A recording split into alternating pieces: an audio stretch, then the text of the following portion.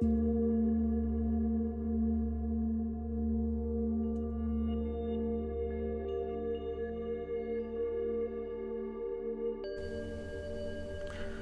go to your file, your raw file.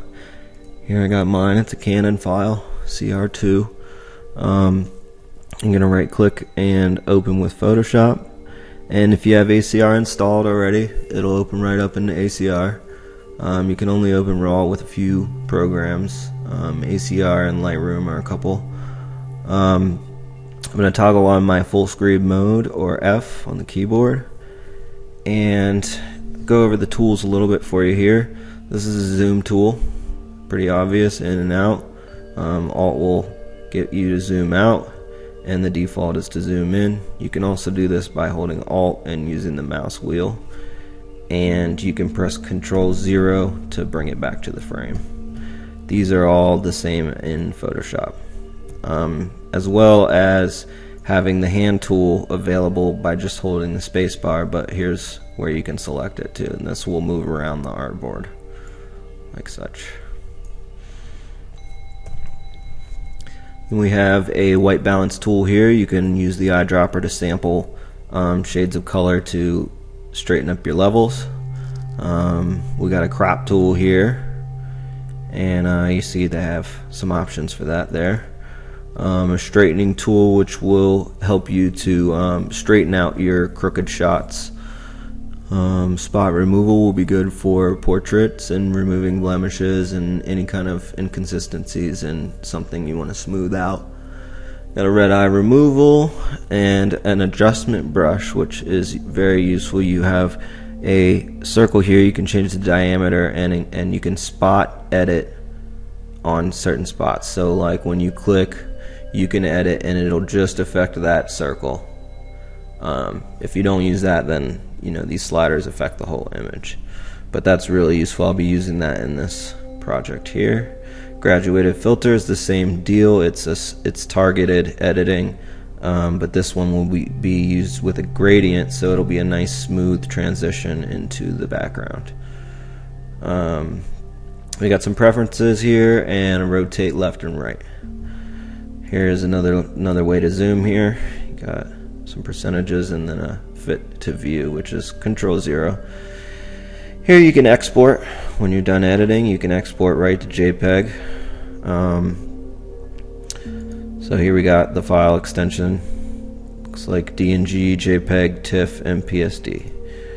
Go ahead and cancel that. We don't want to export quite yet. Here you can change some workflow options. You can change your color space and your depth. Resize your image and change the resolution.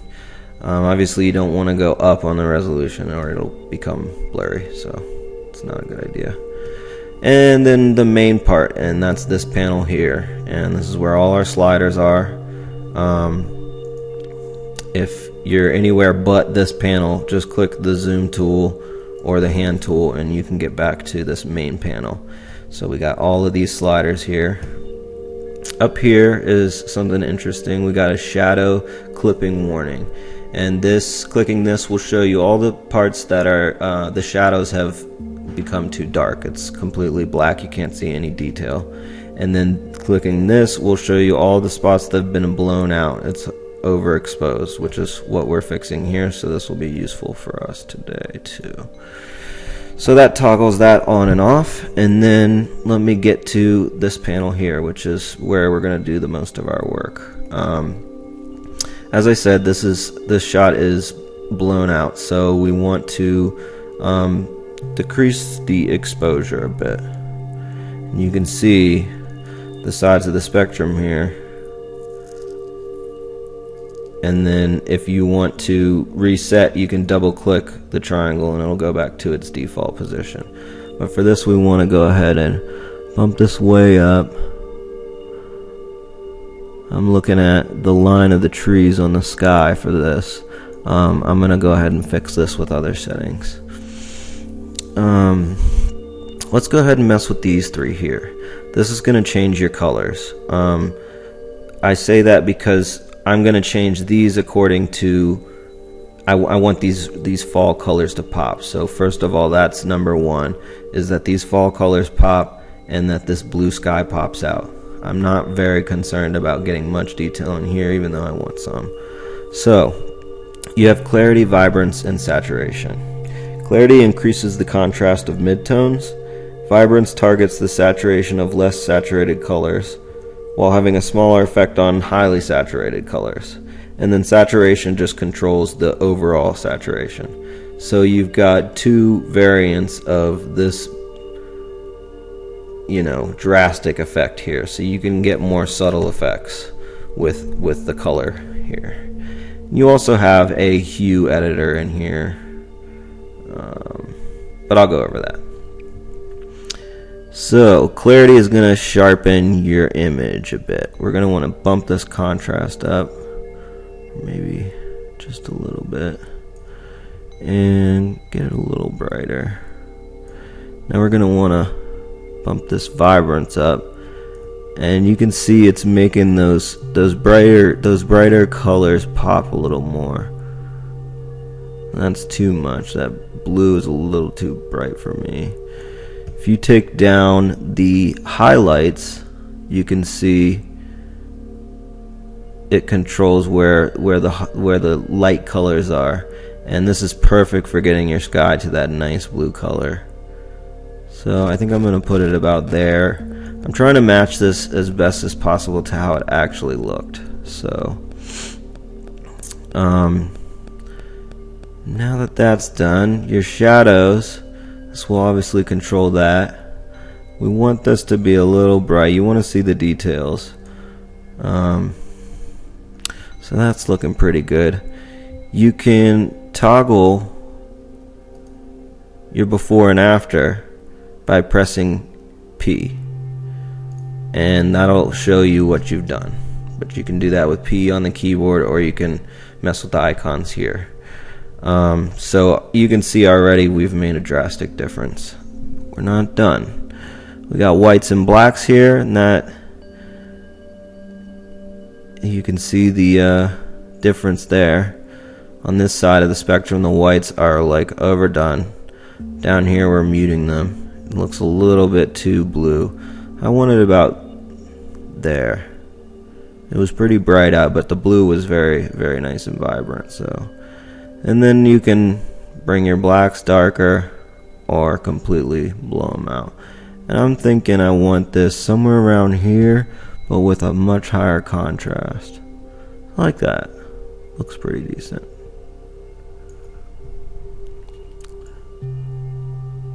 Make it a little darker. It was pretty dark on that street. The sun was setting right through here, so you can probably tell.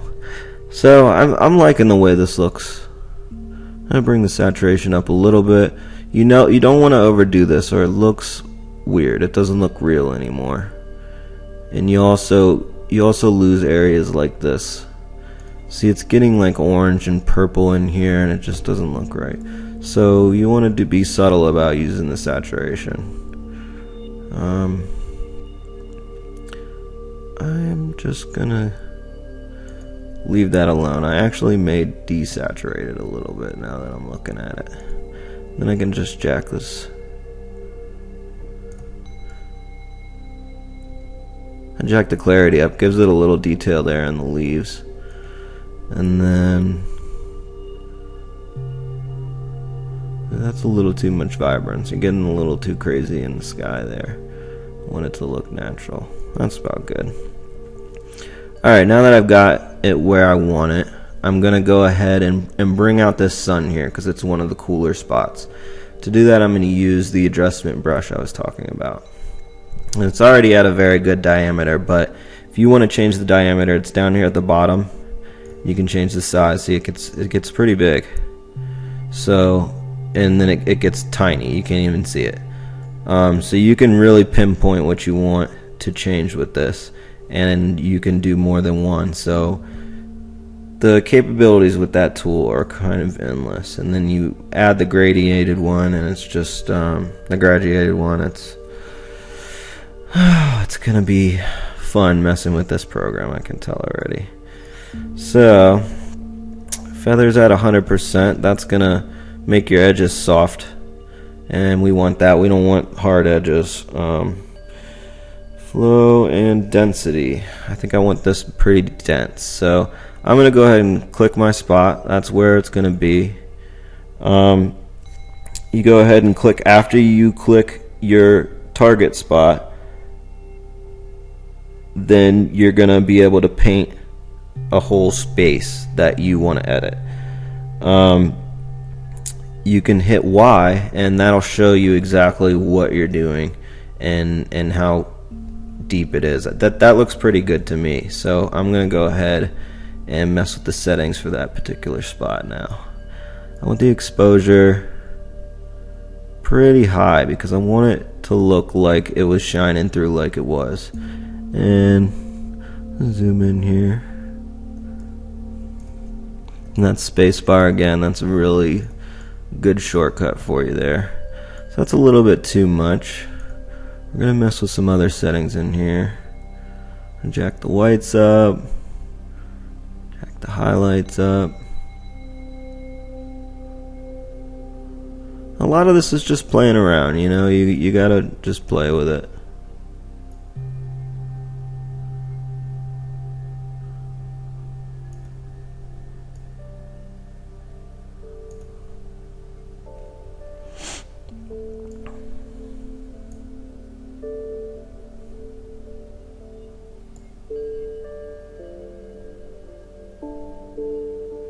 So we get a kind of a noisy look, but that's okay with me. I think I'll just pop this down a little bit, like make it look a little less purposeful. And yeah, I think that's pretty good for the effect I want to go for. I'm going to do a little more to it in Photoshop.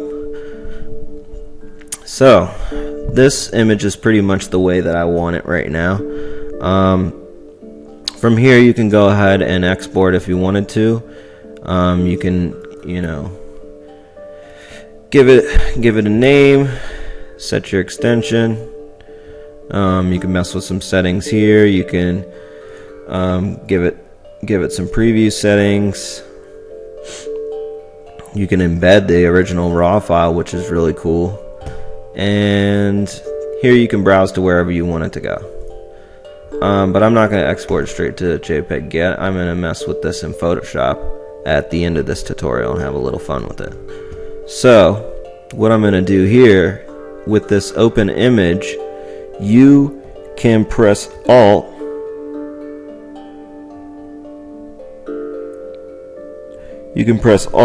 and click the open, and it'll open a copy into Photoshop, so you're not editing your original. In this case, I think I'm going to hold Shift, and you can open it as a smart object in Photoshop. I like smart objects in Photoshop because you can resize them without worrying about getting pixelated when you come back out. If you take something and make it small and it's not a smart object and you try to expand it back out, it becomes pixelated. You lose your quality. You're going to have to re-import your image, and you might lose some time there on that. So I'm going to go ahead and hold Shift, and open it as a smart object in Photoshop. Bring me up a new document and import that as a layer and smart object into that document.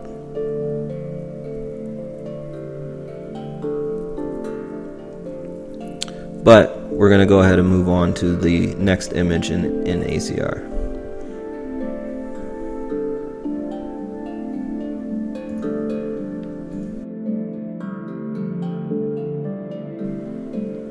So as you can see, now we have a smart object here with our edited photo inside in a new document in Photoshop. So we're going to come back to that later in the tutorial. For now, we're going to open up the underexposed photo. This is a shot from Yona Mountain in northern Georgia.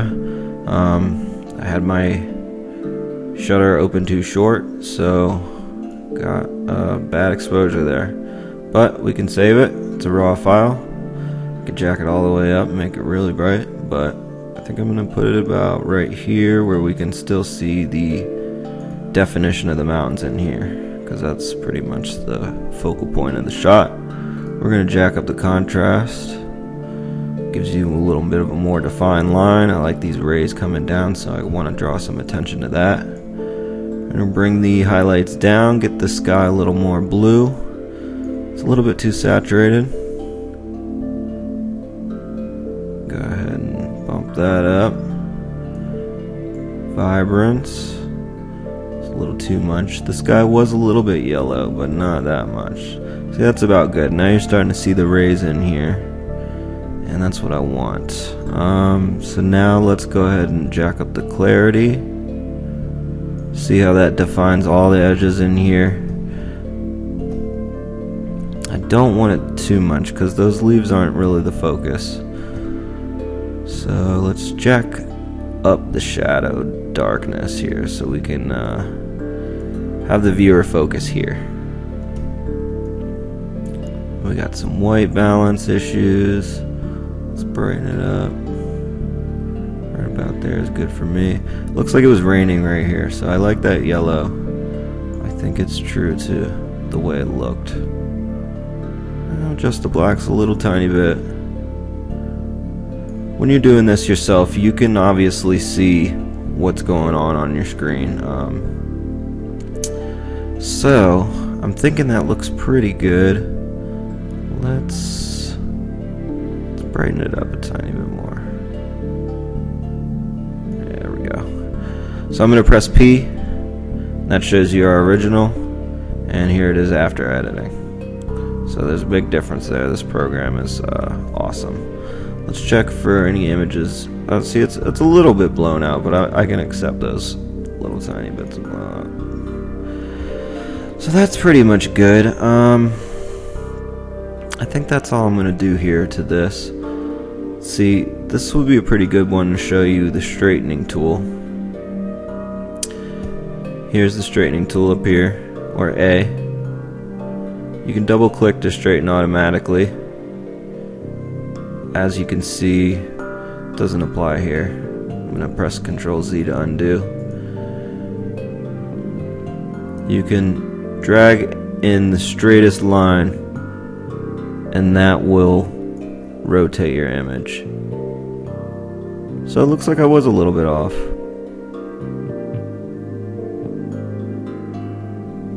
So I'm going to go ahead and hit enter.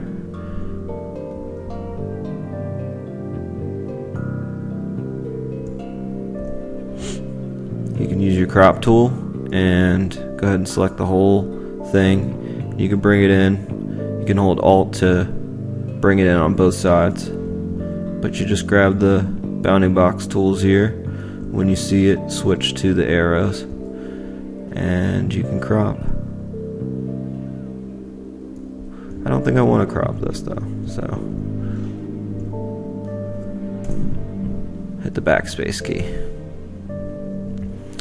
So I'm thinking this is pretty good. I'm gonna go ahead and shift open, and then I'll bring that into Photoshop as a smart object as well in a different document.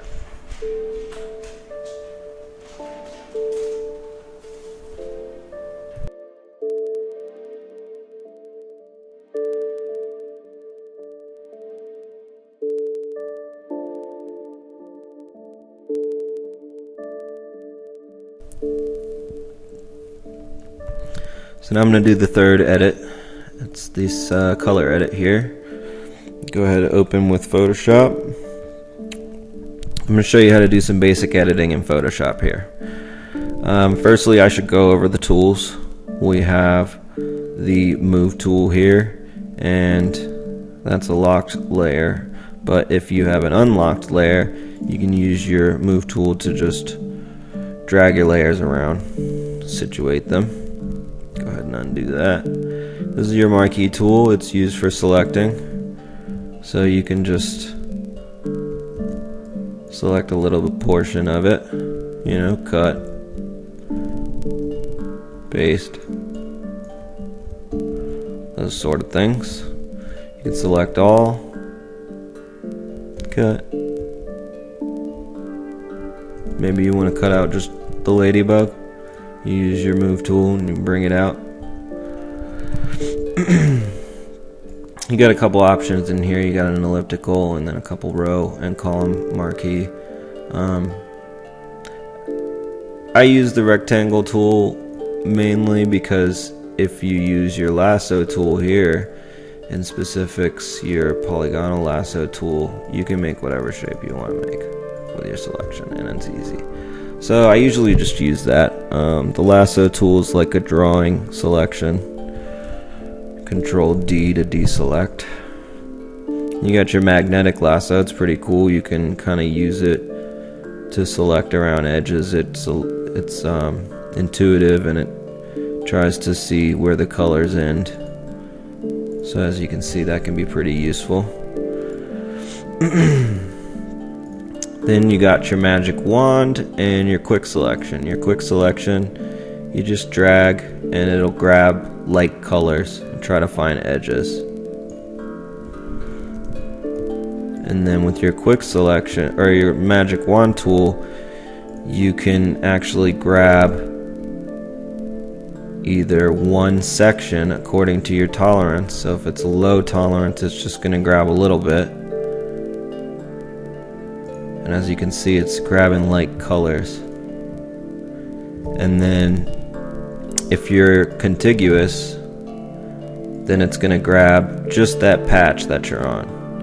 If this is unchecked, it's going to grab all the colors in the document. So that's very useful. I use that a ton. You just change your tolerance and you can do some quick selecting and just refine it later on. If you hold down shift, you can select more than one. So as you can see, it's a pretty quick way to grab something that has defined edges. You go in and try to grab this, it's a little more difficult, as you can see over here. So then you got your crop tool, and that's pretty self-explanatory. You use the bounding box to resize your artboard, crop your photos. You can press backspace to disregard the changes, or you can press enter to accept them and it'll crop for you. And go back. Let's see, we got an eyedropper tool. That's how you can grab colors. As you can see, as I click with it, it's grabbing the color that I select and putting it in the foreground. From there, you can double click the color and you can grab the web value. You can write down the CMYK values or the RGB values. That's useful. I'm gonna skip over that for this tutorial. We got the spot healing brush. That's good for touching up blemishes, as I said earlier in ACR. Some of these tools carry over. You want to use Photoshop for your more detailed and heavy editing. It's a little more complex, and you can get a little more detailed with Photoshop. You got your red eye tool, easily remove some red eye. And your brush tool is one of the most important tools. Obviously, you just kind of brush in.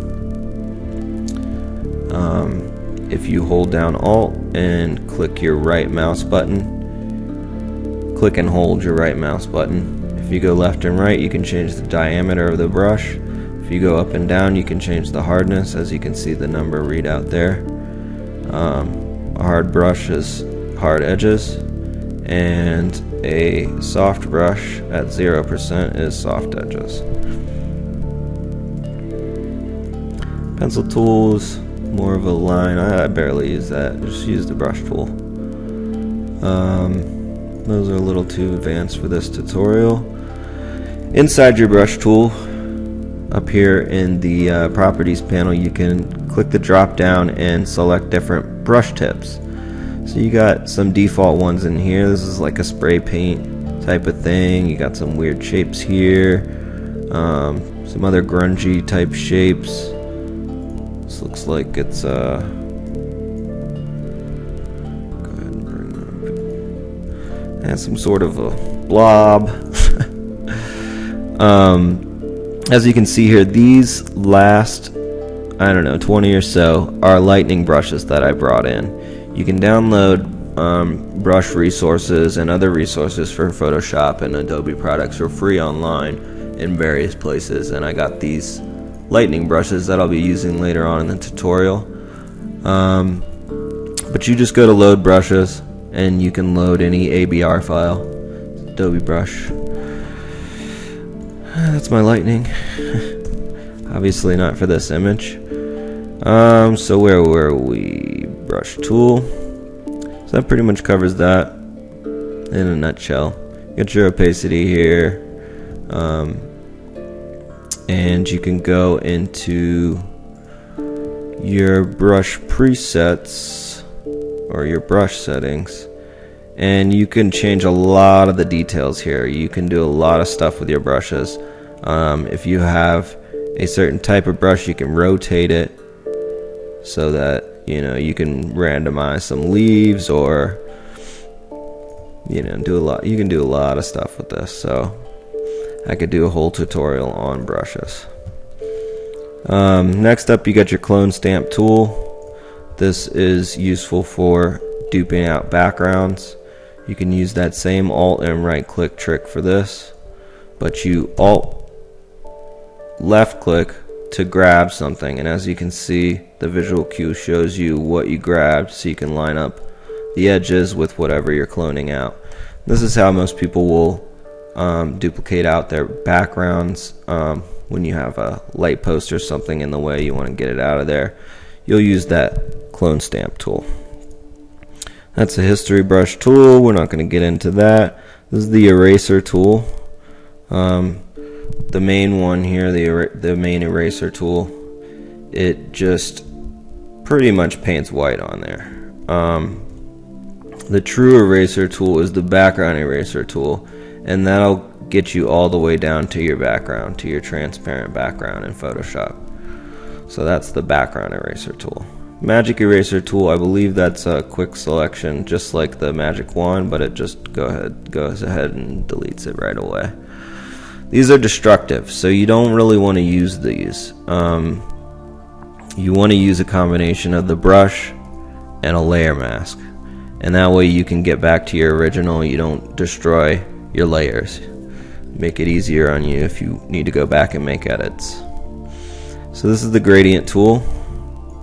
As you can see, it fades from one color to the next of your choosing. You can change that by clicking on the color here. This is your gradient color. Go ahead and double click and you can change colors. You can also use presets. This is another area where you can grab freebies online and use their gradients, but it's better to make your own. But in a pinch, for time saver, you can grab some freebies.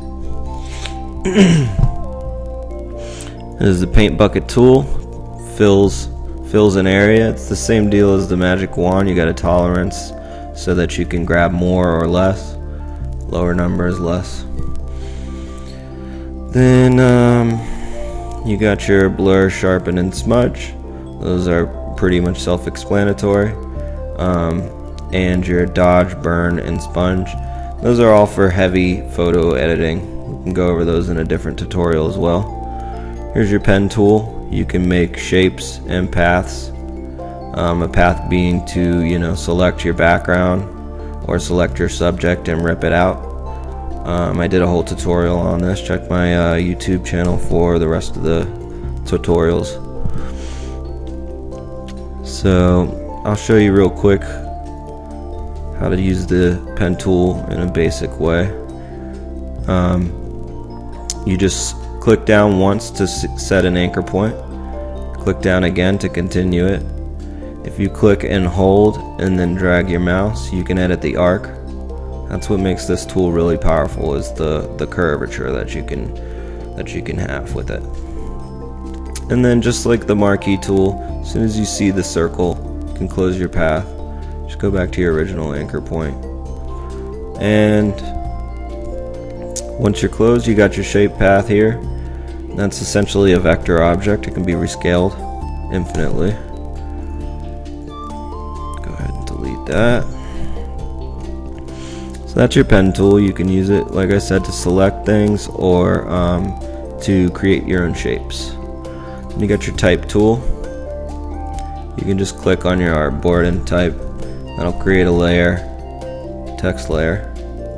Double click that layer to edit your text. Go ahead and type.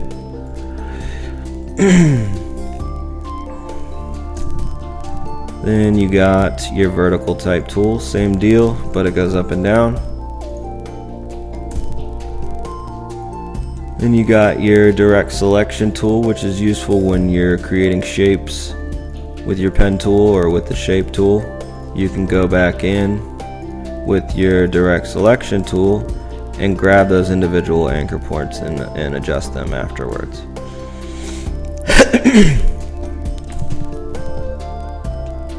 Here's your shape tool. You got a bunch of default shapes here.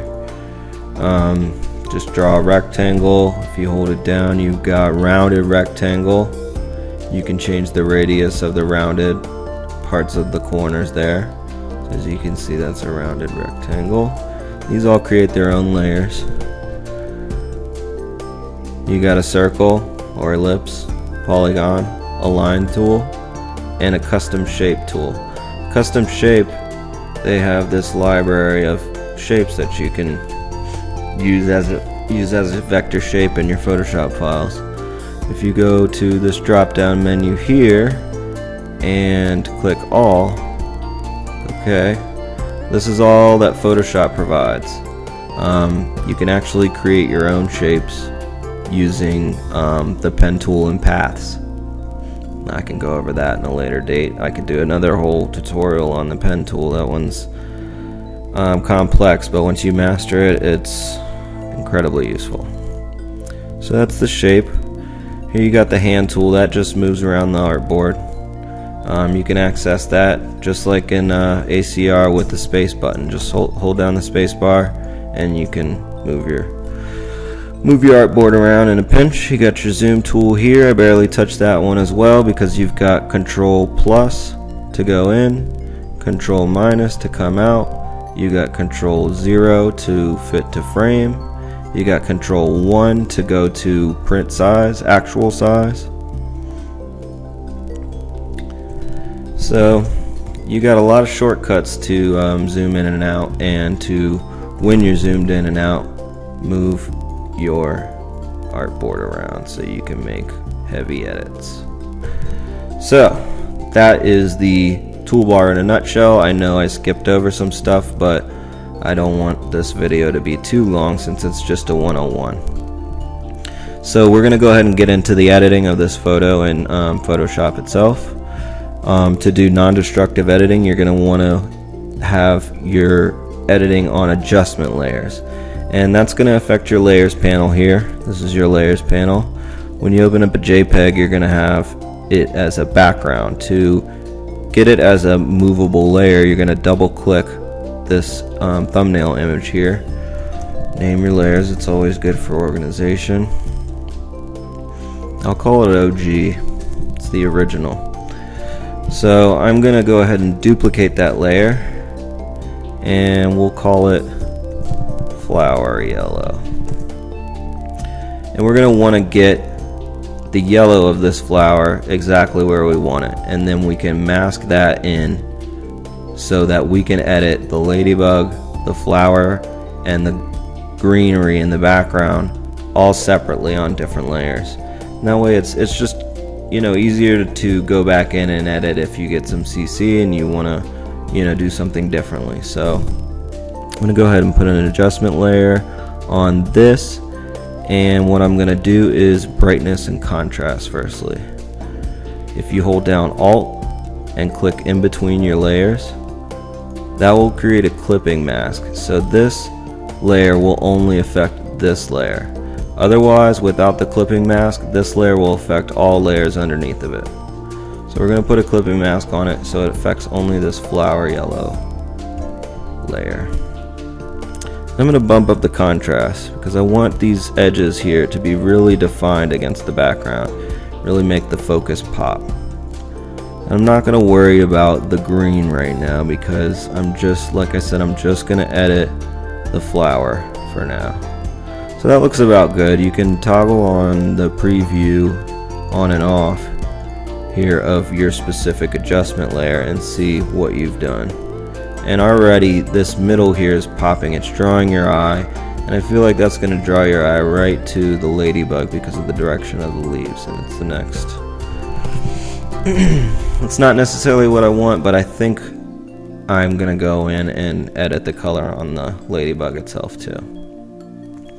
So I mentioned masks earlier. These adjustment layers come with a mask already on it. And what a mask is a little thumbnail here that shows you a mask that's over top of your layer. And white is see-through, so you're going to be able to see everything about the layer. If you go ahead and add black,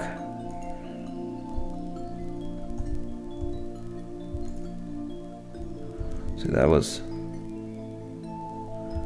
if you go ahead and add black, Shift F5 will bring up your fill. You go ahead and add 100% black to that layer mask, it pretty much deletes it. But then from there, I can use the brush tool to brush in areas that I want it to show through. So I'm going to bring the diameter down.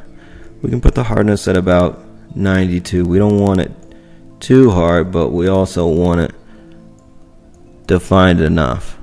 So I'm still on black here, so I'm doing nothing. Press X to switch back and forth. D will get you to white and black, and X will toggle back and forth foreground and background. So I'm going to brush in these edits here. As you can see, it's immediately brightening up the subject. I'm brushing in that edit that we just did. This is essentially a complex version of the adjustment brush in Adobe Camera Raw. So as you can see, it's starting to pop a little more in the flower. Definitely going to get this in here. I like that yellow and the darker brown it gives you with the contrast.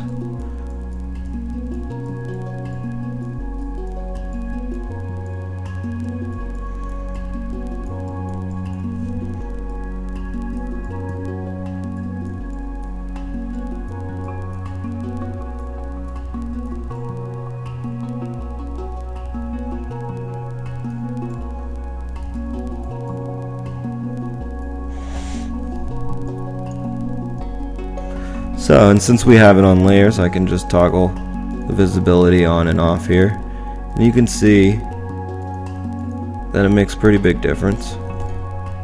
So now, to further brighten this yellow, I'm going to go ahead and add another adjustment layer, and I'm going to edit, let's do vibrance. We're going to Alt and click in between the two layers, and that will give us the clipping mask. You can tell the clipping mask is on when you have these down arrows here. You can also get to the clipping mask by right clicking and clicking create clipping mask. So the vibrance is now pointing at this layer, this flower yellow layer. I'm going to press Alt and grab this layer mask and bring it onto this adjustment. Click yes to replace it. And that will give this the exact same layer mask as your brightness.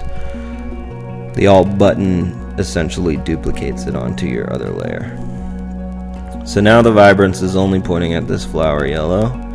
And if you bring it up, you can see the yellows and the pinks get way brighter. I think this is probably unrealistic to the actual flower. It's probably a light pink like this, but toggle it on and off, and it gives you a nice subtle change there, but it really makes it pop. So I'm going to go with those two changes. I think that looks pretty decent. And now I'm going to go ahead and duplicate my OG layer again, bring it all the way to the top. You just do that by dragging. You can grab these layers and just drag the order. I'm going to call this one Ladybug. Now I'm going to go ahead and zoom into my ladybug here. So with this ladybug, I think it's naturally this brown color, but I want to jack up the contrast so we can get the edges a little more defined, have this black pop off the brown background a little better. So I'm going to go ahead and add a brightness and contrast adjustment, set the clipping mask. For now I'm going to just adjust and see what we can get here. Brighten it up, jack the contrast up. As you can see, it's already popping a ton. You want it to match this. We're going to fade out the background. So now that that's done, I'm going to also add a hue and saturation layer. Clip it.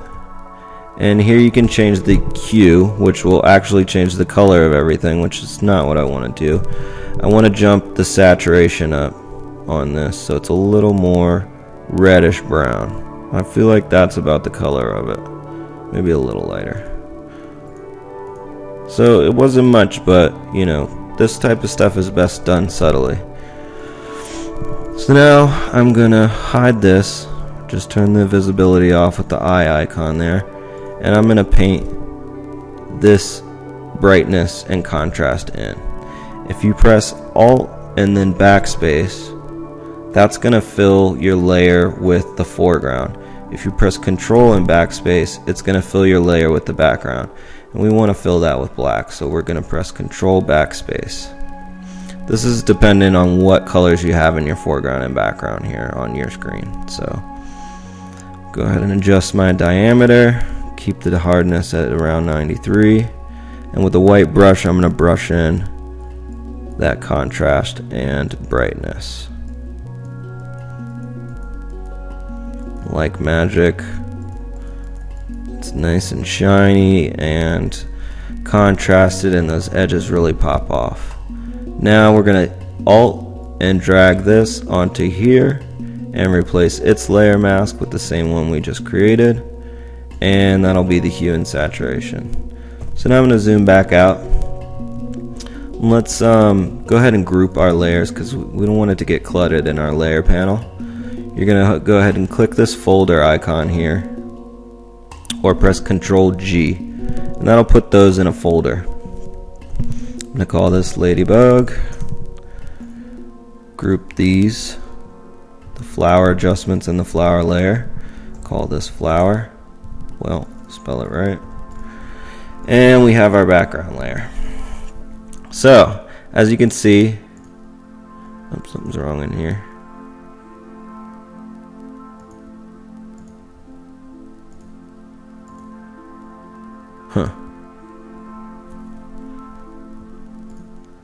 Okay, so another thing you should do when you have layers on top of each other is take that mask that you put on the adjustment layer and actually put it on the layer itself, and that will mask out this ladybug from the rest of it. So pretty much right now, even though we're doing this non-destructively and you can disable these layer masks and have your image still,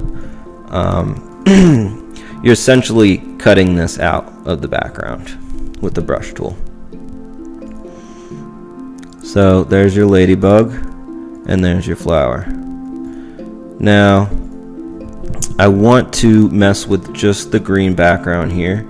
I think I want to blur it out even further, just a shade though. So we're gonna go ahead and copy our layer mask onto the flower.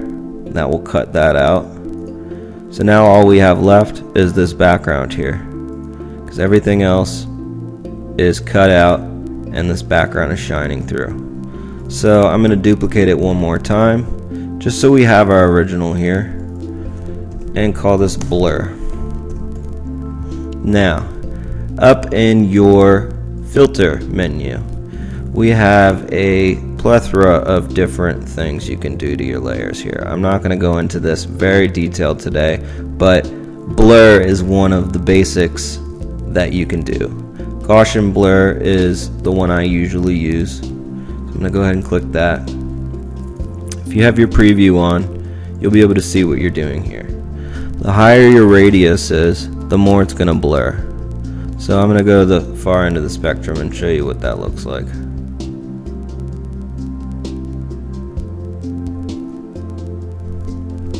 So it blurs it out too much, it looks fake. So we need something subtle. I'm thinking somewhere in this area. So I'll toggle the preview so you can see what we just did. Maybe a little more.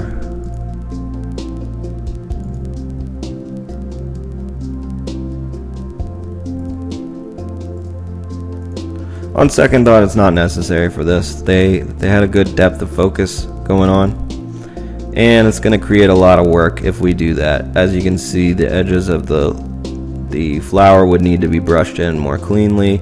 That means zooming in and using a hard brush, and I don't want to get that detailed in this tutorial, so we're going to leave that. If you go to Window and History, drag this panel down, this is everything that you've done in the last, I don't know, 40 steps. So you can go backwards really easily without having to press undo over and over and over and over, and you know, get back to a certain point.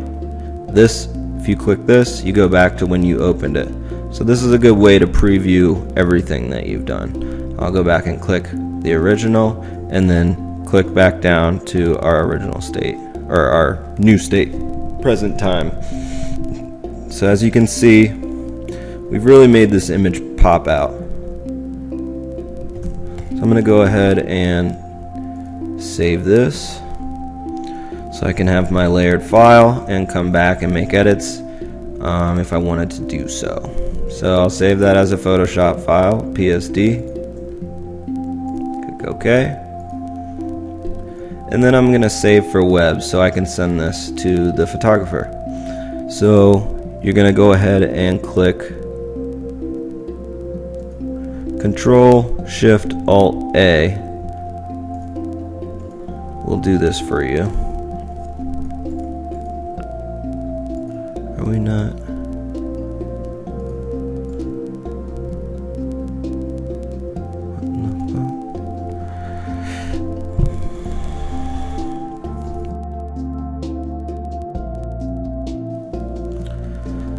So yeah, now I'm gonna save for web so I can send this to the photographer in a format that's easy to send. I'm gonna go ahead and save it as a JPEG.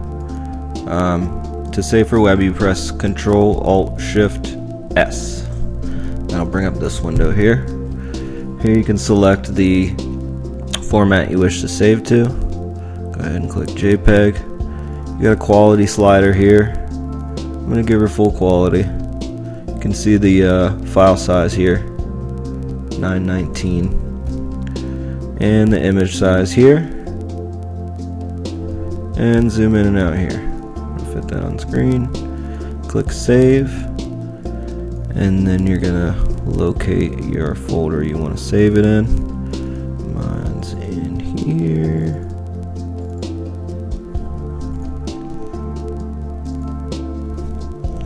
Go ahead and tag it with my name. And sure, I'll save it again. So I close that document. Now we got our original and our edit. So here's our original and the edit. So we just brought out the vibrance of the colors, didn't change the background at all, just made it pop a little more. And it's a little sloppy around the edges. I would probably go in and do a much better job if this wasn't just for the tutorial. But it looks pretty decent. It's not bad.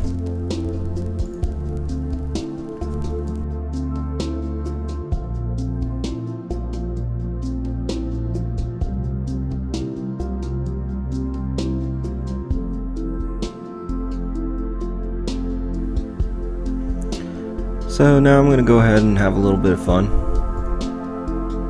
I'm going to open, I believe it's this one. Yeah. I'm going to go ahead and open this and add a little bit of lightning. Show you the brush tool in brief. So I'm going to go ahead and click one of these loaded lightning brushes. If you just Google lightning brushes in Photoshop, you can probably find your own free lightning brushes as well. I'm going to go with this one. Looks pretty interesting. Create a new layer. Press D to make my foreground and background the default black and white, and X to switch it so I have white selected. Then I'm going to hold Alt and drag my right mouse until my diameter is the full screen. And as you can see, the lightning bolt looks pretty good. There's some good brushes out there. These people put in a lot of time and effort into these, so I make use of them when I can. So I'm going to bring this down to about there. We only want it to go from the cloud to the mountain. I'm thinking that looks like a dark point in the cloud. Go ahead and click. That looks pretty decent. You can even zoom in and it looks pretty decent. Need to mask out the top where there's the hard edge and get it to go behind the mountain there. But I'm going to do that after I add in a couple more lightning bolts. So let's pick another one. Maybe this one's a little different. And I'm going to resize my diameter. And I'm thinking we'll do this one nice and big next to it. You know what, I've decided that this angle is too similar, so I'm going to go ahead and pick a different one. Let's go with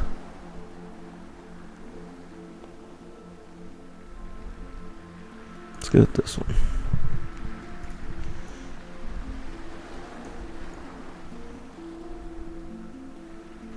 I'm thinking this side.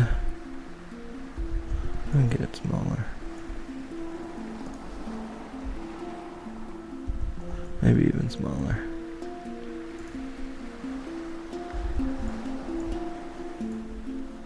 That looks pretty good for our purposes. Well, let's pick one more. Let's go with this one. Make it medium.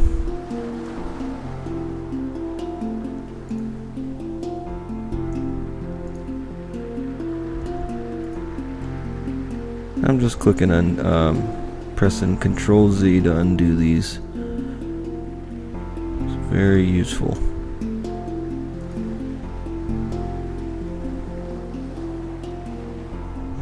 And we'll grab one that branches off a little more on the bottom. Let's see. This one looks interesting.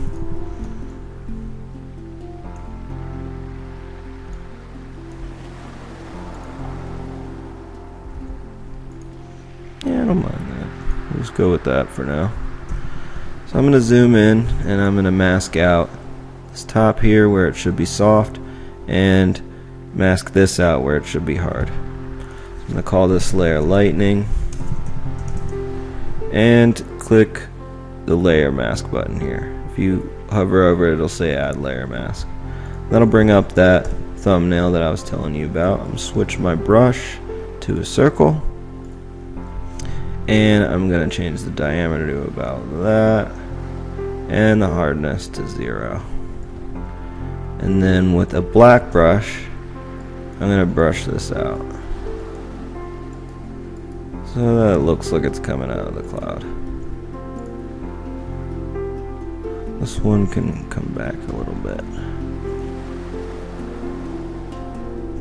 I'm pressing X to toggle back and forth so it's easy to brush in and out. Now we're going to go ahead and brush in the bottom, but with 100% hardness. And we're on black, so that deletes masks.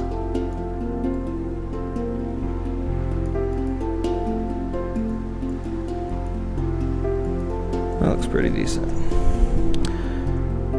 Now, it's a little too white, so what I want to do is add some tone to it, and I'm going to do that with my blending options. If you double click this area next to your layer, if you're on top of the text, it's going to want you to rename it. So click the empty area in your layer, double click it. This will bring up your layer styles. In this case, we're going to go with an outer glow, but your layer styles are something you're going to want to play with. This takes some getting used to, just like the pen tool, but this is very fun to play around with. You got your bevel, and that will make things look 3D. Stroke is an outline. Inner shadow will be a shadow on the inside of your object, and an inner glow will be an inner glow on the inside of your object. The difference between glow and shadow is at an angle, glow is all the way around. Satin adds like a dark sheen over top. It's good mixed with the bevel. Color overlay is just that. You can go ahead and make your layer whatever color you want right from here, and then change the opacity and change the blend mode. I'll be going over blend modes in another tutorial as well. So then you got your gradient overlay. It's just like the color, but you can choose a gradient, and your pattern overlay, and you've got some choices that come default with Photoshop, and you can download your own resources, and your outer glow, which I'm going to go over, and your drop shadow. So I want to add an outer glow, and I'm thinking either a blue or a green. I'm thinking blue is the normal to go with. So I'm going to pick something really light like that. And I'm going to go to color burn, might be cool. Let's try, oh, we're down. Let's try soft light. See, these are the blending modes. You can play around with them. That's usually what I do. Every image reacts differently to the image below it. I'm thinking an overlay or a screen. Maybe even a color. Yeah, that'll be the one right there. So I'm going to bring the spread in. The size controls the actual radius of your glow, and the spread controls how thick it is. So it's kind of like a hardness and a softness. If your size is big and your spread is small, then it's going to be a really soft, nicely evened out glow, and that's what I want here. If you use the spread too much, then you get these hard edges and it kind of isn't even a glow anymore. You might as well use the stroke. So that looks pretty good to me. I'm going to bring it down so it's not so intense. I'm going to click blending options and bring down the opacity of the layer itself so it's not so intense. And I think right around there looks pretty good. You can play with having a yellow overlay, or maybe soft light, hard light, drop the opacity. It's like a tint of yellow in there.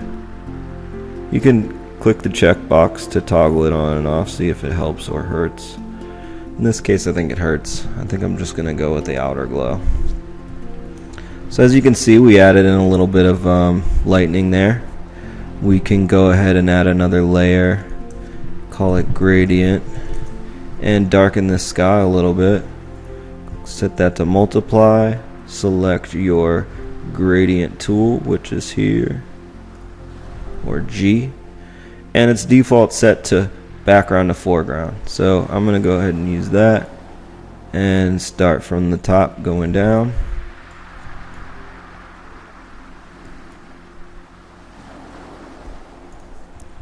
So that's pretty cool. Go ahead and make the opacity about half.